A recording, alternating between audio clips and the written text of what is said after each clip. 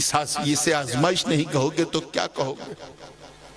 अल्लाह ने सब कुछ दिया था, क्या कमी थी शेखुल इस्लाम के पास?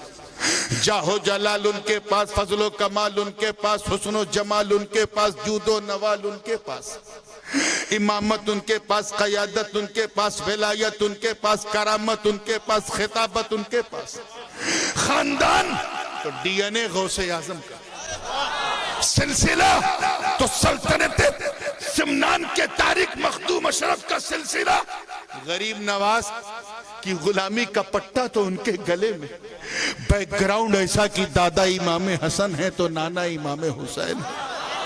क्या कमी थी? अमेरिका से लेके ऑस्ट्रेलिया तक, यूरोप से लेके अफ्रीका के जंगलों तक उनके मुरीद थे, कोई कमी नहीं थी।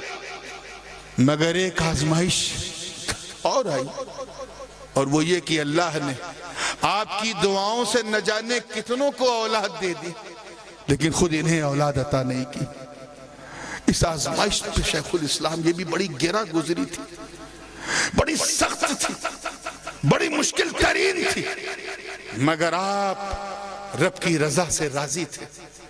तालिब होते रहे होते रहे होते रहे, एक दिन वो आया कि मकामे मतलूब पर है कि अल्लाह ताला ने आप ही के ससुराल से एक बच्चा इनायत किया जिसे हम हमजा अशरफ कहते हैं। हम ये नहीं जानते कि वो किन हालात में आए, हमारे घर में कैसे आए। हम ये जानते हैं कि ये इनकी आमद ही शेखुल इस्लाम की मुस्कान की वजह बन गई, उनकी सब्र वाली जिंदगी का, उनके तबस्सुम की वजह बन गई। हमको ये नहीं मालूम कि हमजा अशरफ तन्हा कैसे, हम ये जानते हैं कि उनके हाथ पर हाथ किसका। ऐसे ही वो जिसे मुंतखब कर ले वो मेरा है, जिसे ना करे वो नहीं है। कुछ तो उन पे बिलीव करो यार, उन्हीं का तो सब कुछ।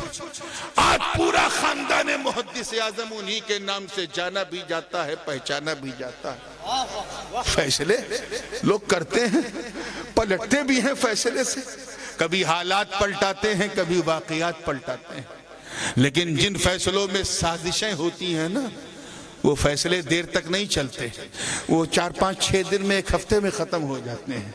लेकिन जहां कोई हकीकत होती है वहां अल्लाह का वली दूर से अपनी निगाह विलायत से उसे देखता है, और उस चीज को शेखुल इस्लाम ने देखा। आज उन्हें आप सबके सपोर्ट की जरूरत है। उन्होंने आपके लिए क्या नहीं किया? आपके घरों में मुस्कान लाने के लिए आपके घरों का दौरा किया। इंग्लैंड के माहौल को छोड़कर उन्होंने पेटलाद की गलियों का दौरा किया।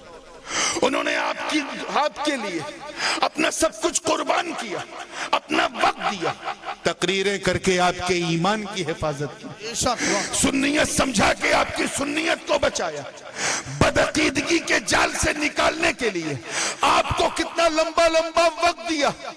अब अगर उन्हें किसी किस्म का एतमाद आप पर है तो आपको भी अपने मुर्शिद पर कामिल एतमाद होना चाहिए। बेशक उनके फैसलों पर एतमाद होना चाहिए। याद रखना, कभी कभी उनके फैसले समझ में नहीं आते, बेशक 10 साल बाद समझ में आते हैं, कभी 20 साल बाद समझ में आते हैं। एक साहब को तो 28 साल बाद समझ में आया, किसी को आज तक नहीं समझ में आया तो इंशाअल्लाह मरने से पहले समझ में आएगा, और जिसको तब तक नहीं समझ में आया कयामत के दिन समझ में आएगा। जिसने समझ लिया वो किस्मत वाला, न समझा तो ऐलाने जिब्राइल होगा, इन्नल्लाह युहिब्बु फुलानन फयुहिब्बुहु, तब तुम भी समझोगे वो भी समझेंगे। नारे तकबीर, नारे